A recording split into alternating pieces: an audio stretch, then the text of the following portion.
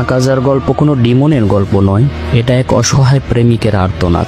তুমি হয়তো তাকে ঘৃণা করতে পারো কারণ সে রেনগোকুকে মেরে ফেলেছিল, কিন্তু যখন তুমি তার অতীত সম্পর্কে জানবে তখন হয়তো তোমারও চোখে পানি চলে আসবে। কারণ আকাজা কখনো ভিলেন হতে চায়নি, সে কখনো ডিমনও হতে চায়নি।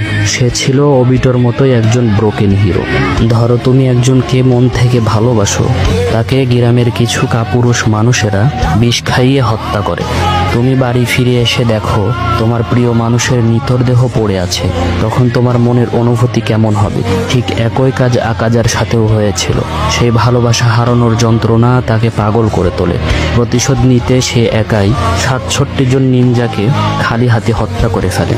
ঠিক তখনই মুজান তার জীবনে আসে এবং তাকে জোরপূর্বক ডিমনে রূপান্তরিত করে এবং তার অতীতের স্মৃতিগুলোকে ভুলিয়ে দেয়। শত শত বছর ধরে আকাজা লড়াই করেছে, মানুষ মেরেছে, কিন্তু সে কোনো মেয়েকে কখনো মারেনি, কারণ তার হৃদয়ের গভীরে এখনো তার ভালোবাসার স্মৃতি বেঁচে থাকে।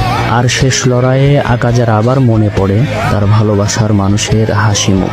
তখন সে বুঝতে পারে সে যা করতেছে তা কখনো সে চায়নি। শেষ মুহূর্তে আকাজা লড়াই বন্ধ করে দেয়। সে আর কারো ক্ষতি করতে চায় না, বরং সে স্বেচ্ছায় নিজেকে ধ্বংস করে ফেলে।